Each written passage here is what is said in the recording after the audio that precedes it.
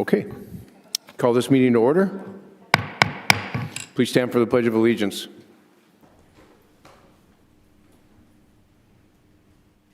I pledge allegiance to the flag of the United States of America, to the republic for which it stands, one nation, under God, indivisible, with liberty and justice for all. Thank you all for coming. Will the clerk please take attendance? There are 6 council members present, Mr. Mayor. Councilmember Wendell is absent. All right. All right, item 3, approval of the agenda. Entertain a motion to approve the agenda. So moved. Second. Are there any comments from the public about what we have on the agenda tonight? Comments from council? Questions? Please call the roll. Niemeyer. Aye. Hager. Aye. Specker. Aye. Tiltonburn. Aye. Avery. Aye. Doran. Aye. All right. Item 4, open forum. Is there any member of the public who wishes to address the council on an item not listed on tonight's agenda? I think I'll give John Thompson, our Public Works Director, the opportunity to give us an update on the slurry work that's going on downtown. It's really kind of disrupted everything, but it looks good. Good evening, Mayor, City Council members. John Thompson with Public Works. Yep, our slurry seal started this week, this Monday. I got in there about 3 a.m. We started downtown. We ran into a little bit of issue with the calibrating the machines initially, so we didn't get as much work as we wanted to do on Monday. Today we started again, I believe, at 3 a.m. Sean Doremus is our lead on that, and he's had a couple nice 16-hour days. Today worked out really well with the weather. The slurry seal was actually breaking about 15 minutes after it was laid, and cars were able to get on it probably within about 20-25 minutes after that. So not a serious traffic impact that we've heard. We've heard a couple little complaints on things as to why aren't you doing our roads, but the map is on Brookings Construction, Community Construction, if anybody's interested in seeing that. And pending weather for tomorrow afternoon, looks like it may start raining. Probably have it on Thursday too, maybe a little bit on Friday. If the rain holds off, we could possibly be done by this Friday afternoon, Saturday, but I'm thinking it's probably going to be sometime next week. All right. Thank you, John. You're welcome. All right. Action on consent agenda. Are there any items to be removed from the consent agenda? Seeing none, entertain a motion to approve the consent agenda. So moved. Second. Is there any public comment on any of the items on our consent agenda? Council questions, comments? Will the clerk please call the roll? Hager. Aye. Specker. Aye. Tiltonburn. Aye. Avery. Aye. Doran. Aye. Niemeyer. Aye. So I've got 2 proclamations to do. Taylor Penn is not here, so I'm still going to read it. And then right after that, I'm going to do the Juneteenth proclamation, and I would invite Keely to come up and receive it.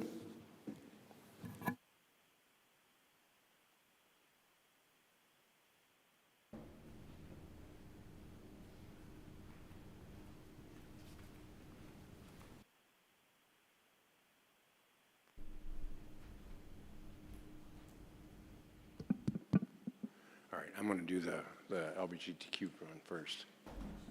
Oh, okay.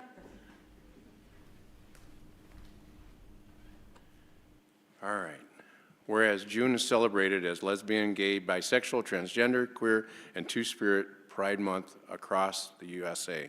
And whereas Pride Month celebrates everyone's right to live without fear of prejudice based on sexual orientation or gender identity. And whereas the LGBTQ2+, 2S+ community includes our neighbors, friends, and family members. And whereas the City of Brookings' vision is to be a welcoming and inclusive community where all can bring your dreams. And whereas the City of Brookings has received a perfect score of 100 on the Human Rights Campaign Municipal Equality Index, the largest LGBTQS civil rights organization in the United States for 7 years in a row. And whereas these entities in Brookings have been working tirelessly for LGBTQ2S+ awareness and equality, Human Rights Commission, Brookings PFLAG, Brookings Public Library, Brookings Art Council, and Brookings Pride. And whereas the Brookings community will be celebrating Pride on June 21 at Pioneer Park. Now therefore, it be resolved that I, Opke Garrett Niemeyer, Mayor of the City of Brookings, do hereby proclaim June 2025 as LGBTQ2S+ Pride Month.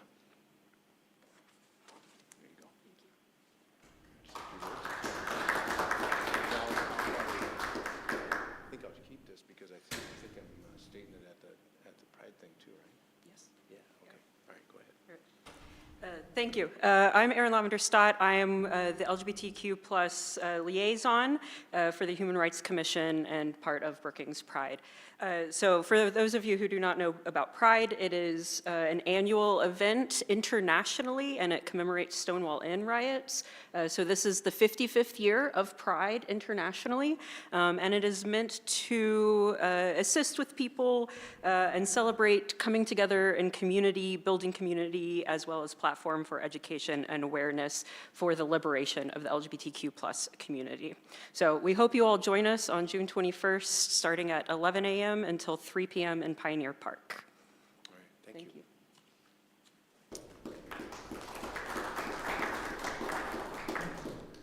And then Keeley.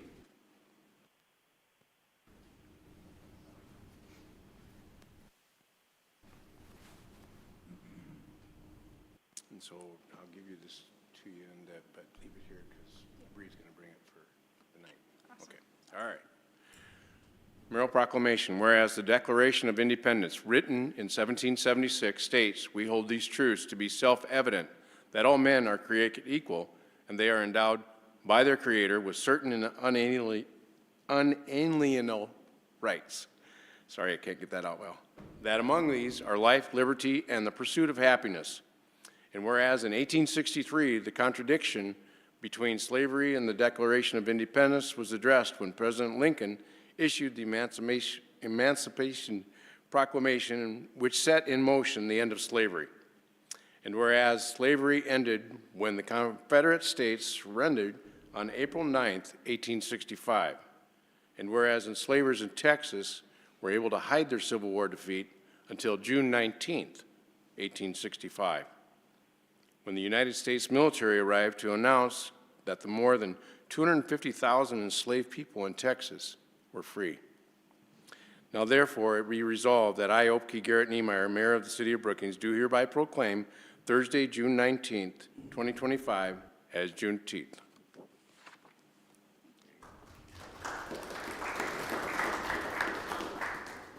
Hamatakiapi, Nashante Washteya Chiujapi, Kili Eagle Shield Damachiapi, Inyan Ozel Heoyate. Hello, everybody. My name is Kili Eagle Shield Namahuk Papa Lakota from the Standing Rock Sioux Tribe. And I would like to invite you all to join us on June 19th, next Thursday, as we celebrate the Juneteenth celebration in Brookings. I am the VP for the Brookings Human Rights Commission, and it is my first year participating and trying to organize this event, and so it's truly an opportunity to learn, not only for myself, but for anybody that can come join. And I really appreciate you all for being here, and hopefully you can make it. Thank you.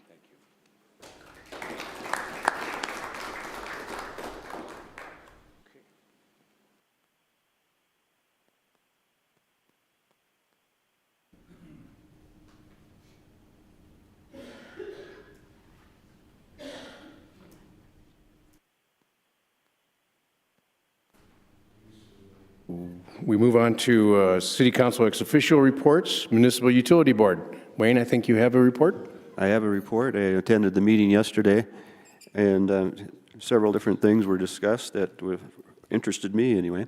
One of the things that they talked about is they're going to do some remodeling at the Western Avenue office, the front entrance where you go in to pay your bill or to have questions.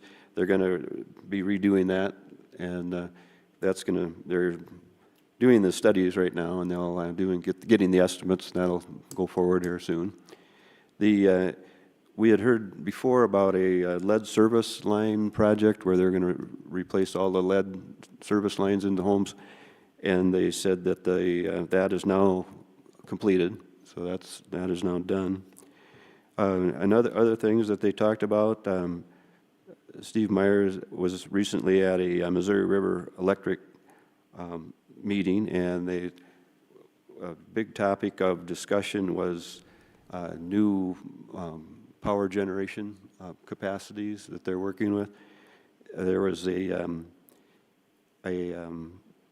new project, or a project in Watertown. There was a power plant there that had been decommissioned a number of years ago, and they're refiring that one. They're starting it up again, and it'll be a diesel power plant because they don't have the natural gas that they need to do that. And that now, and there's another natural gas turbine power plant going in near Toronto. There's already one there, the Otter Tail one, and it'll be an additional one. And then the solar plant that we have that is, we've had some questions on that. Is that still in proceeding? And it is. It's the costs have gone up and the time frame has gotten a little longer, but it's still coming. And that is, it's not the city of Brookings that has to spend more money or the Brookings Utilities, it's the Missouri River. So that's, but that was the report on that. Then some other news that we had is we've talked about sources of water for the golf course, and we did review a draft of a raw water supply agreement between the city of Brookings and BMU, and that'll be submitted here for our review soon. So those were the, and the rationale between all this talk about additional power kind of relates to some of what we've been hearing lately about these artificial intelligence sites and that kind of thing that are looking at South Dakota as a possible place. One of the things they like is, well, a couple of the things, we don't have many people and it's cold here. So it's that's I guess those things generate a lot of heat. So if you're cold in the winter, that's good for that. And if you don't have many people, that seems to be a benefit too. So, but that was, there is a real need for additional power. So. All right, thank you, Wayne. Brookings Health? We did not have a meeting this month, so there is no report at this time. Okay. All right, on to contracts and change orders. Item 7A, action on resolution 25-061, a resolution awarding bids on 2025-02 SSI Arrowhead Park Trail and Drainage Improvements Project. Charlie Richter, our city engineer, will present this item. All right, good evening, council. I'm requesting approval of resolution 25061 for the award of project 2025-02 SSI Arrowhead Park Trail and Drainage Improvements Project. This project is a joint venture with the Parks Department that will include replacement of 6,000 square yards of shared use trail and a valley gutter adjacent to this trail at Arrowhead Park. Bids for this project were open on June 3rd, where we received 3 bids. The lowest bidder is Timmons Construction with a low base bid plus bid alternate 1 of $201,253.34, which is approximately 19% lower than the engineer's estimate. There are sufficient appropriations in the CIP fund and the storm sewer fund for this project. Public Works recommends that Timmons Construction be awarded the contract for this project. All right, thank you, Charlie. Entertain a motion to approve. So moved. Second. Is there any public comment on this item? Council have any questions? Council Member Specker. Yeah, Charlie, I was just looking at the map and it's not clear to me. Is this going from Western, like a couple years ago, a big chunk of that was done, that trail by Arrowhead? Yeah, this is going to be from, is it Trailhead or is it, no, it's Indian Hills Road. It's a replacement of the existing one. It's not a new trail. So it's going to be a replacement of, it goes behind Wapaton Pass, Wapaton Circle, and then goes into the park further. Okay, because there's those lakes or ponds. That part was replaced before. I didn't understand this map, and maybe, I don't know, I doubt Banner is here, but maybe in the future, if Banner could make a bigger map of the actual. Yeah, no, we can provide a better map as part of that. Well, because half the page is a map of South Dakota to show us where Brookings is. I know. Yeah, no, we can do better on that the next time around. Thanks. Any other questions, comments from council? Please call the roll. Specker, Aye. Tilton Bird, Aye. Avery, Aye. Doran, Aye. Niemeyer, Aye. Hager. Aye. Motion passes. Item 7B, action on Resolution 25-062, a resolution awarding bids on 2025-04 STI 20th Street South Shared Use Path Project. Charlie will present this item also. Good evening, council. I'm here tonight requesting approval of Resolution 25-062 for the award of Project 2025-04 STI 20th Street South Shared Use Project. This project replaces the sidewalk along 20th Street South from Main Avenue South to Madera Avenue with an 8-foot wide shared use trail, as well as crossing improvements at Madera Avenue, widening of the shoulder along 20th Street South from Madera Avenue to the soccer fields for improved pedestrian access and connection to Branch Creek. Bids for this project were opened on June 3rd, where we received 3 bids. The lowest bidder is Timmons Construction with a low base bid alternate with a low base bid plus alternate one of $461,337.17, which is approximately 23% lower than the engineer's estimate.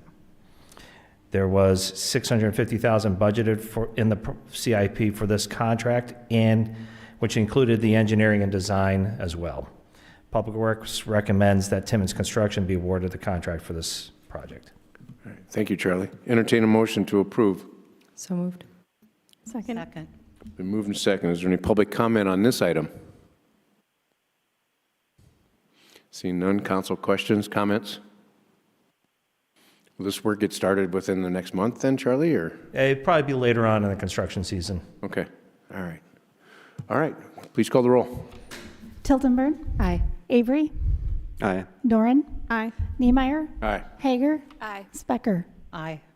All right, motion passes. Item 9, second readings and public hearings. We have no first readings this evening. Item 9A, second reading and action on ordinance 25-016, an ordinance authorizing budget amendment number 2 to the 2025 budget. Samantha will present this item. Thank you, Mayor. As a result of the economic development merger discussions, this budget amendment allows City Council to allocate $250,000 towards the merger, as well as an additional $12,000 to the Chamber and Visit Brookings for additional rental costs that they'll be incurring. And with that, I'm happy to answer any questions. All right, entertain a motion to approve. So moved. Second. Is there any public comment on this item? Council questions, comments? Please call the roll. Avery, Aye. Doran, Aye. Niemeyer, Aye. Hager, Aye. Specker, Aye. Tilton Bird. Aye. All right. On to item 9B, second reading and action on ordinance 25-017, an ordinance authorizing budget amendment number 3 to the 2025 budget. John Thompson, our Public Works Director, will present this item. Good evening again, Mayor, City Council members. John Thompson with Public Works. 9B is a second reading of a budget amendment number 3 to the 2025 adopted budget.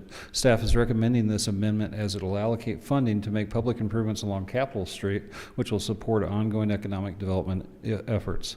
This amendment will transfer $200,000 from the General Fund Economic Development Reserves to the Marketplace Capital Project Fund for a sewer line extension, and transfer $260,000 from the Second Penny Tax Capital Improvement Reserve for paving and street improvements along Capitol Street.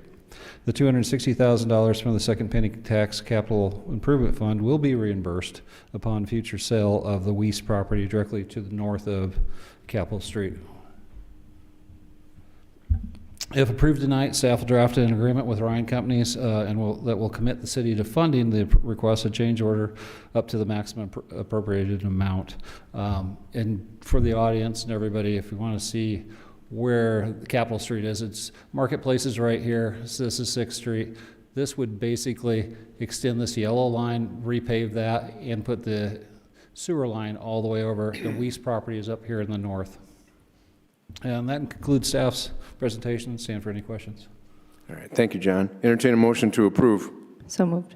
Second. Public comment on this item. Council questions, comments? This will just kind of go right into where they're at now, work on the work that they're doing already now, right, John? Affirmative. Okay. Please call the roll. Doran. Aye. Niemeyer. Aye. Hager. Aye. Specker. Aye. Tiltonburn. Aye. Avery. Aye. Okay, item 9C, public hearing and action on a special event temporary alcoholic beverage application. And I'll let Bonnie Foster take it from here. Mayor and council members, the Brookings Area Chamber has submitted an application for a temporary alcoholic beverage license for the event known as Downtown at Sundown.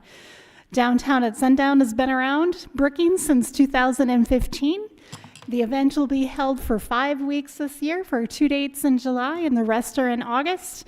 And they will be utilizing the 400 and 500 blocks of Main Avenue and the east one half of the 300 block of 5th Street. Staff does recommend approval. All right, thanks, Bonnie. Entertain a motion to approve. So moved. Second. Open public hearing on this item. Is there any public comment? The stage is yours. Ainsley Bennett with Event Coordinator with the Brookings Area Chamber of Commerce. Just wanted to come up and give a little bit of a rundown of the breakdown of the season. This is the 10th anniversary of Downtown at Sundown, so a big milestone anniversary for us. We're really excited to welcome the community and visitors alike to attend the 5 weeks. We'll be starting off the series July 24th, the first Thursday there. That's our opening night, and then July 31st is our Bobcat night where we like to partner with the Brookings School District. August 7th is our new resident night where our Connect committee likes to welcome new faces to our community and introduce them to the downtown area. August 14th is our multicultural night. This is the 3rd year we've welcomed multicultural organizations and groups to Downtown at Sundown to show off what their culture has to offer and their passion there. And then our last evening, August 21st, SDSU night, again, where we like to partner with SDSU and have attractions from campus come downtown. We're really looking forward to working with the community, staff, volunteers, our sponsors and partners who make this event possible. So thank you. All right. So where's the band? Is there any other public comment, questions? Council? Where's the band going to sit? Where's the band going to be? Yeah. It's always at right there that with. Are you going to have it Flavor. on the corner of 5th and Main then? Yes, correct. Okay. All right. Any other comments, questions? Please call the roll. Niemeyer. Aye. Hager. Aye. Specker. Aye. Tiltonburn. Aye. Avery. Aye. Doran. Aye. Okay. Item 9D, public hearing and action on ordinance 25-018. An ordinance to change the zoning within the city of Brookings, Lot 1 in Clark Addition and Lot 2 in Clark Addition, or Second Addition, from a agricultural A district to a business B3 district, heavy district, B3 heavy district. Mike Struck, our Community Development Director, will present this item. Thank you, Mayor and members of the council. The ordinance 25-018 is a rezoning ordinance before you tonight to change the zone from an ag district to a business B3 heavy district. This is located on the east side of 34th Avenue. The land was recently annexed into the city, and the development team is proposing a rezone in preparation of offering up opportunities for future commercial development. The rezoning request is supported by the future land use map of our comprehensive plan. This is part of your city council's strategic plan in the economic growth opportunity area. This does come to you with a unanimous recommendation from the Planning Commission. Staff recommends approval, and we'd stand for any questions you may have. Thank you, Mike. Entertain a motion to approve. So moved. Second. Open the public hearing on this item. Is there any public comment or questions?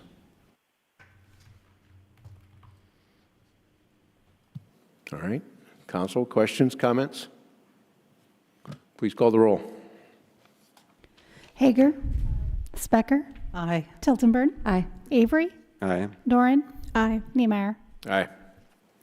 Item 9E, public hearing and action on ordinance 25-019, an ordinance pertaining to an application for a conditional use permit to establish a major home occupation, gunsmithing business, in a residence R2 two-family district, 2505 Larkspur Ridge Drive. Mike Struck will present this item also. Thank you, Mayor and members of the council. Ordinance 25-019 is a conditional use to establish a major home occupation in an R2 zoning district. The home occupation is for a gunsmithing business. The applicant operates under Havoc Engineering and essentially provides classes to others that are interested in building and maintaining firearms. This does come to you with a unanimous recommendation from the Planning Commission with 3 conditions. One, that the conditional use is valid to the applicant only and is non-transferable. The second condition is that no build classes are allowed on site, and that the third condition is the applicant must submit proof of all relevant licensing, state and federal, to the Community Development Department every 3 years. With that, I would stand for any questions you may have. Thank you, Mike. Entertain a motion to approve. So moved. Second. All right, open a public hearing on this item. Is there any public comment?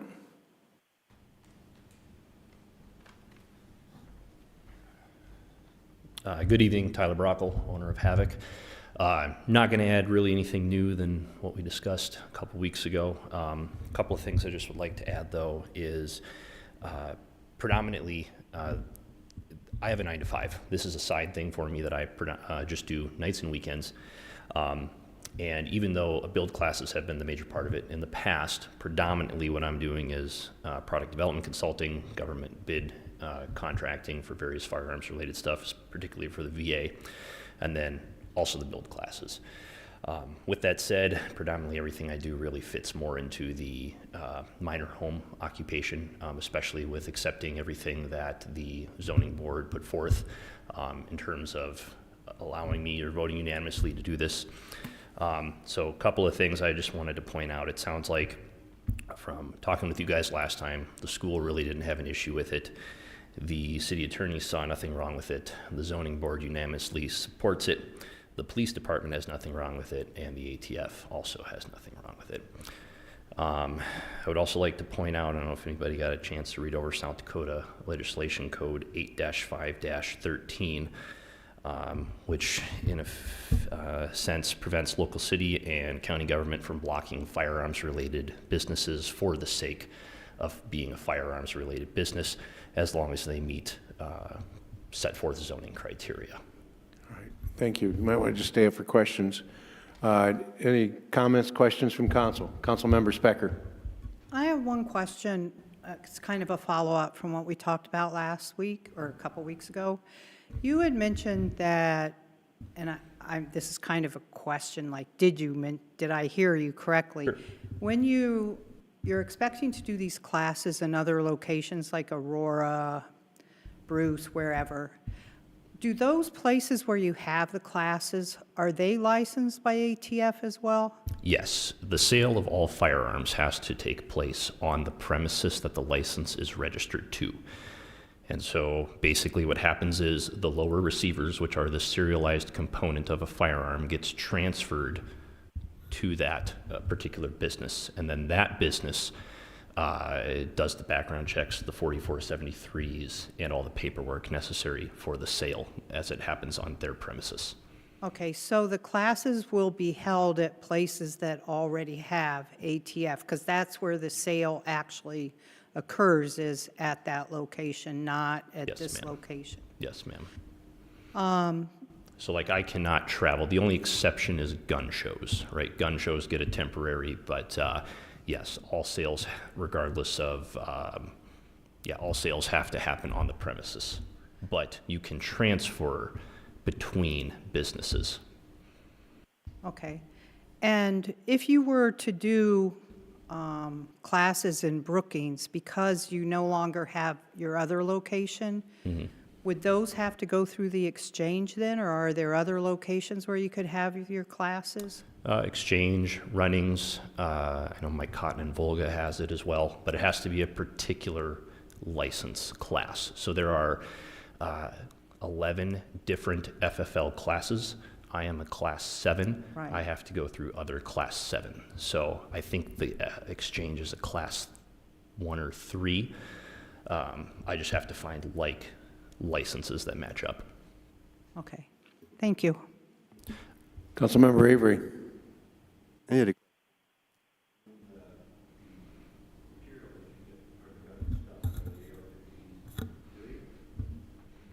Oh, I didn't have my mic on. Do they come as a complete package that, like, you get everything you need to build the gun in one package, or do you get barrels in one box and stocks in another box? Or?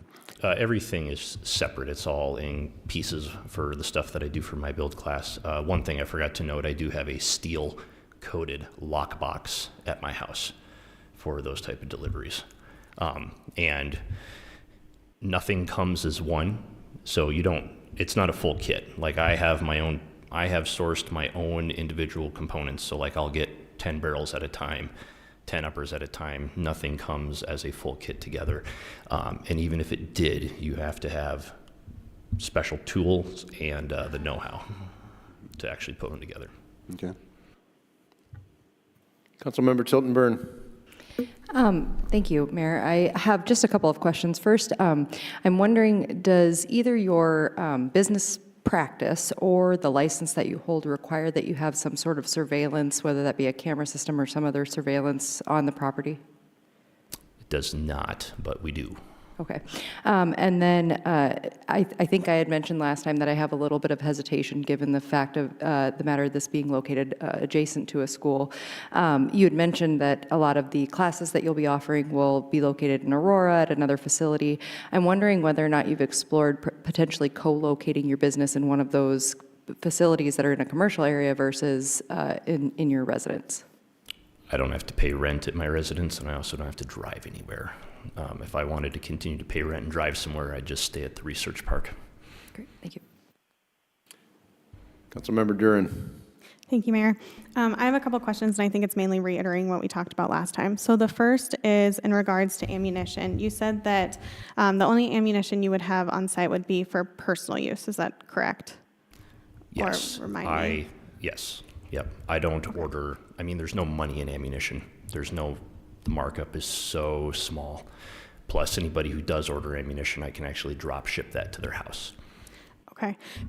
My follow-up question to that is just understanding this process. Is there another process of licensing similar to what you're going through now for this business in regards to ammunition? I know that I'm asking this because you say right now it's for personal use. I'm wondering if you ever decided to make that change. What does that decision-making process look like? To manufacture ammunition? Yeah, like if you wanted to have it then on premises and part of your business model. Yeah, so there is a ammunition-specific license. Okay. So, but it's not just as simple as adding on. Once you get a license from the ATF, like you can have multiple licenses. So what a lot of people will do, which I haven't done, but you can have unlimited number of LLCs and unlimited number of licenses. And so that, some people have the license to manufacture ammunition. Some people just have the license for curios and relics, like pre-1900 type guns. I mean, there's various licenses you can get. So you would have to go through this again, plus an additional application to the ATF. Okay, thank you for that clarification. And then my other question too, it's almost a follow-up to Councilmember Avery's, is around when you receive the parts. You mentioned last time that many of the parts you have to sign for, and then I think you just had answered that if you are not there to sign, then it goes into a coded lockbox. Is that correct? That's correct. You sign for serialized components. The rest can be put into the coded lockbox. Okay. I will just say I appreciate you answering all these questions. My line of questioning for the last 2 weeks was not necessarily a comment on your ownership. It's understanding this business model and this process. So I appreciate your patience through this, as well as I'm coming from a point, I think a lot of other council members are, from a point of community safety as well as just understanding this, and I appreciate that you have taken extra steps such as the surveillance and the steel-coated lockbox. Makes me feel a little bit better about this type of occupation happening in a residential area. So I appreciate that you go above and beyond, and you still are adhering to very regulated processes. I will add that home-based FFLs are very common throughout the country and even in the state. So it's not a one-off thing by any means. I have a friend in Pierre who has one. I have one, a friend in Brandon who has one. So it is common. Okay, thank you. Councilmember Tilton Burn. Thank you, Mayor. I have a follow-up question to one that was just asked, and that is maybe for Mike. I'm wondering if he were to pursue one of the other licenses, would we have to readdress a conditional use permit? Would that be for a separate license, or is the conditional use permit going to him as the business operator and would not, like the additional licenses could just be added on? So the conditional use is for a general category of gunsmithing. We wouldn't have a specific one if it was related to, per se, ammunition or something like that. If I was trying to follow your question, Councilmember Duran, are you concerned about manufacturing of the ammunition on site or acquiring, purchasing, and marking it up and reselling it? I think it's a pretty broad. I wanted to understand the process. I don't know if it's specific to either of those items. It was just, in general, ammunition, of just understanding how that would impact the business model. So, I mean, if that's something you wanted to make a condition as part of this particular conditional use, you could certainly incorporate it in. But overall, our conditional use is just more general category of the gunsmithing operation. And would we be notified if a separate type of license would start operating under this conditional use?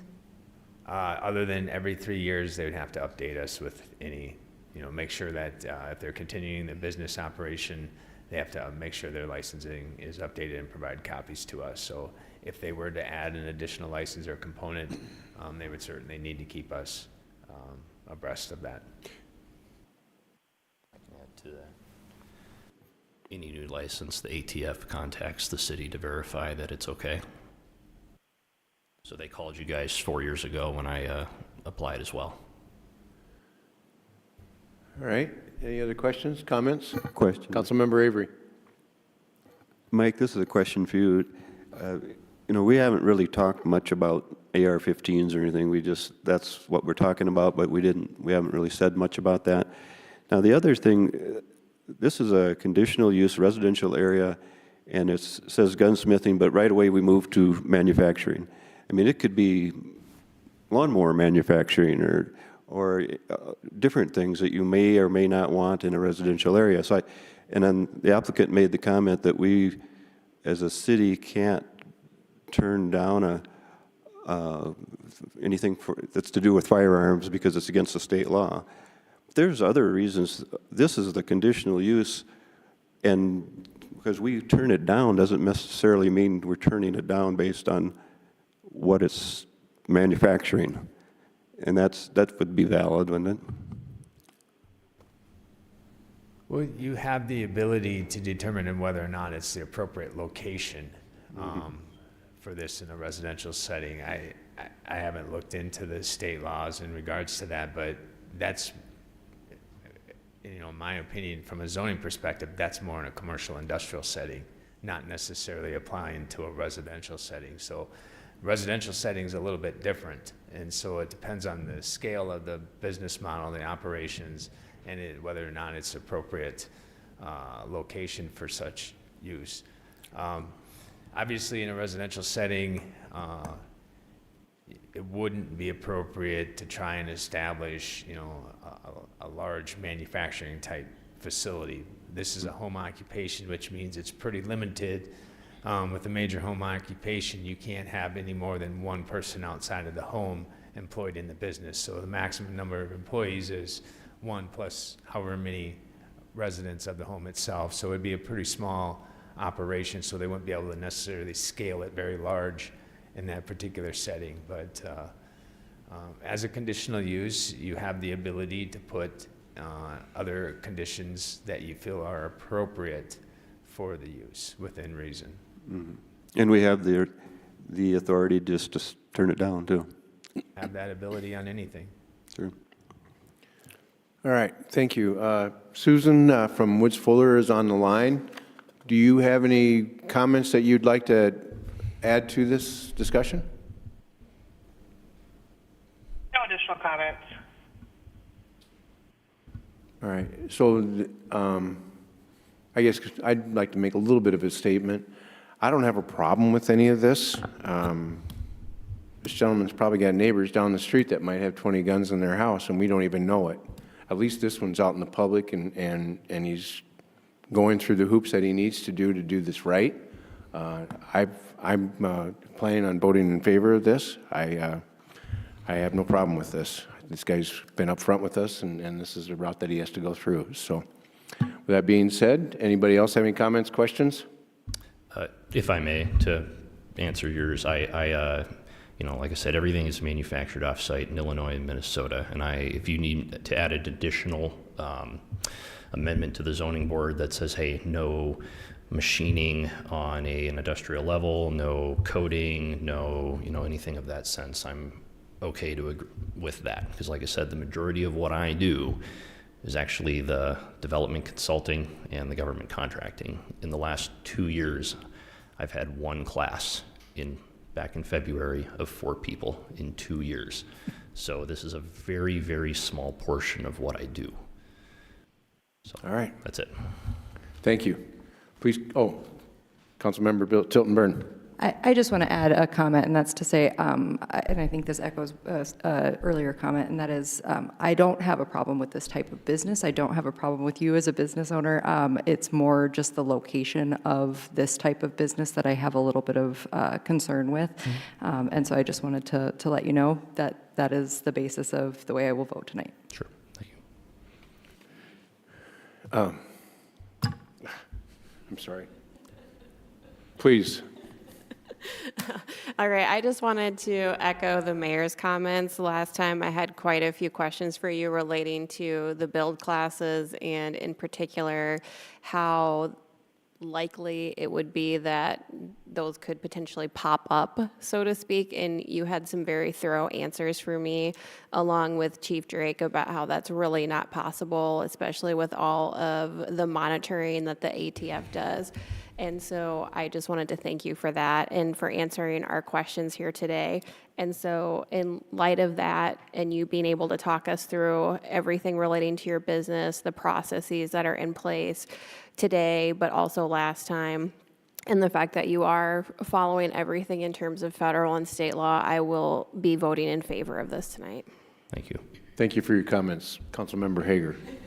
In the middle block there. Everybody else, comments, questions, ready to vote? Please call the roll. Specker? Aye. Tilton Burn? No. Avery? Nay. Dorn? Aye.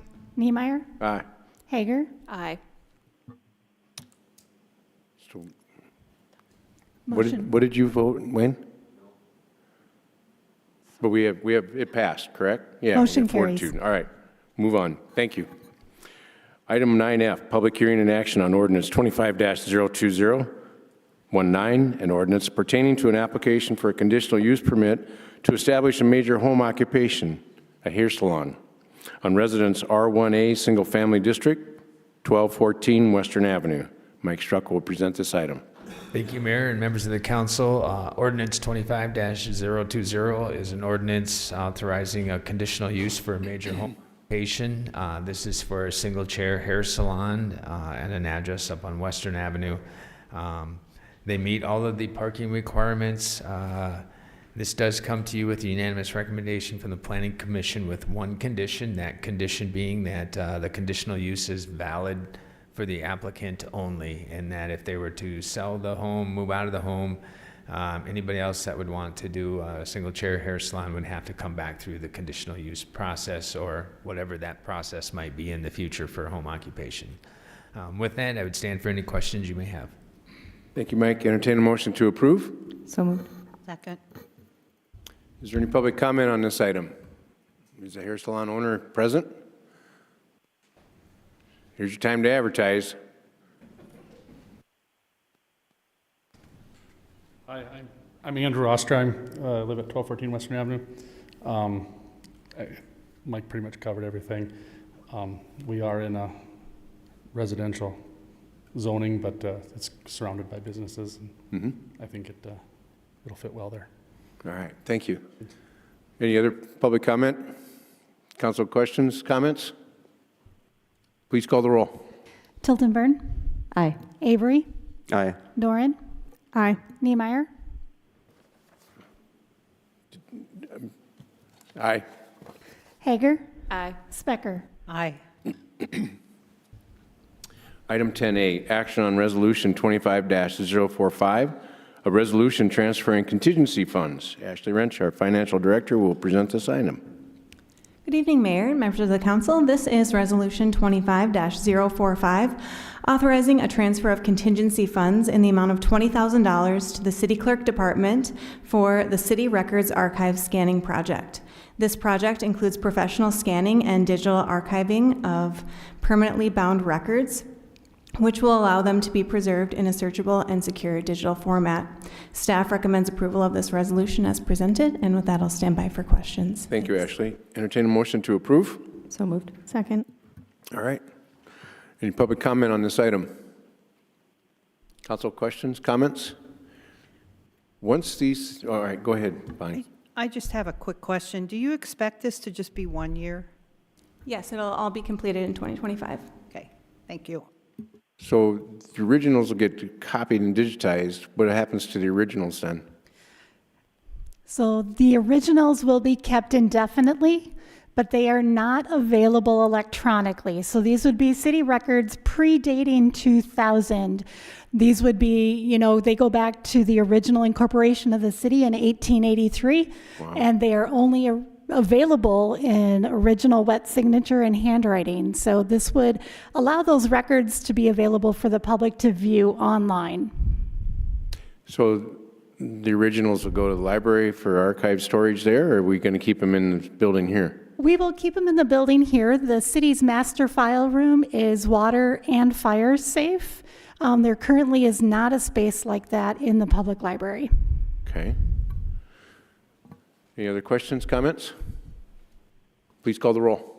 Avery, Aye.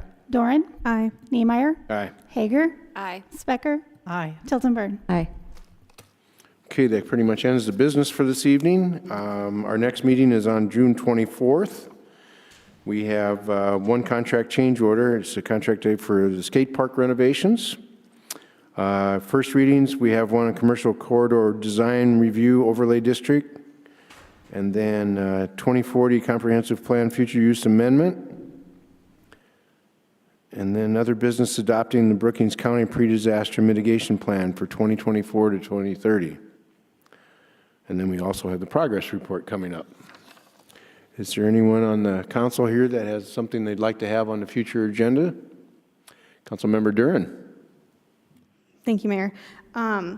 Just from discussion of the last couple meetings and of discussing with council members, I think we'd be interested in some sort of study session or presentation in the future around the conditional use process of major home occupation, just to create some transparency around it with the public and also talk through kind of some previous items that we've had, as well as just the strategy and decision-making process behind them. We can do that. Mike would probably be the best person to do a presentation on that, but we can certainly add it to a future study session topic. Thank you. Thanks, Mike. All right. Anything else? Entertain a motion to adjourn. So moved. All those in favor say aye. Aye. Aye.